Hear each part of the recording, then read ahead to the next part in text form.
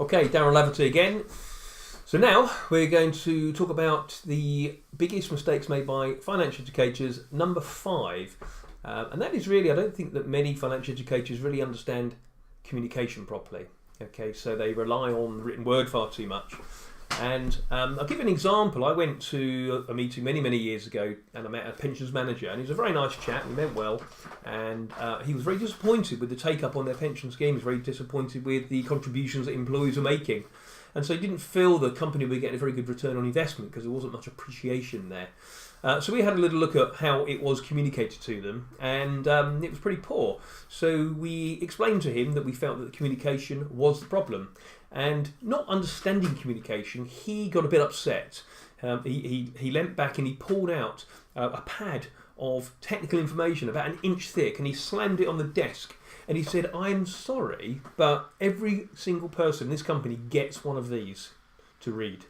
Okay, so you know, we can see the problem there. He couldn't quite see that problem. So we mustn't allow people that are brilliant at one thing to try and do something which they're not very good at. So there's 3 elements really to effective communication. And I've studied this through NLP, which is neuro-linguistic programming, the work of a guy called Richard Bandler. He sort of created this thinking back in the late 60s. And in his research, he put down the effectiveness of communication. The words represent only 7% of that effectiveness. So 7%, 8%, 9%, 10%, whatever it might be. Let's just say it's about 1/10 of the message is the words.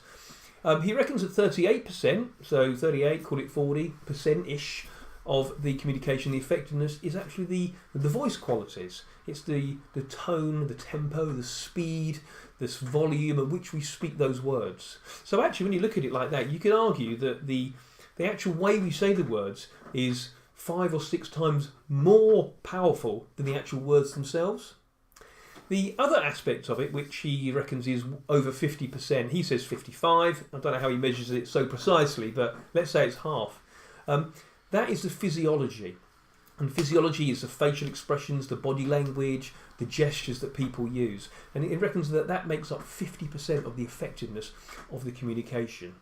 So let's look at an example of this. You know, let's imagine that you are married and you send your other half a text asking them how they are. And let's imagine they're not particularly happy, but they send back the words, "I'm fine." Now, they might have typed that in a grumpy way. They might have actually typed it and not been fine.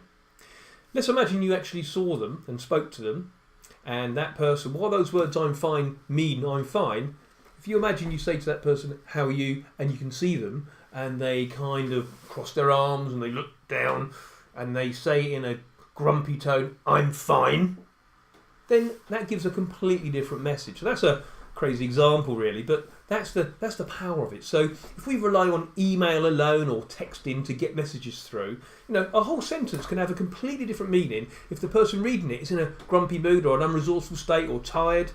So don't rely on email, don't rely on the written word. You've got to aim, where possible, to use real people to talk to real people.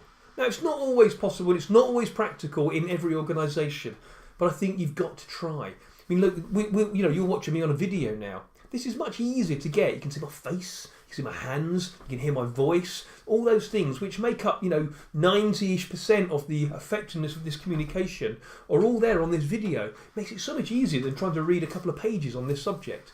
So, where possible, try to use human beings. If you have to do something online, do it live. Do a webcast. Do a webcast where the presenter's face can be seen on the screen, where they can look them in the eye. Get them to look into the camera, the eye into the camera. It feels like they're looking at them. Okay? Don't just have a webinar where there's just some bullet points and there's a voiceover. That isn't going to work. Okay? So the bottom line is, we've spent the last 2 million years learning to articulate and use our language, use our voices. So don't do it the cheap way. Don't cut corners because it won't work. Okay? Don't rely on email. Don't rely on brochures and pamphlets and websites. Where possible, where practical, get out there and talk to people. Okay? Wherever you can, face to face will always be more effective.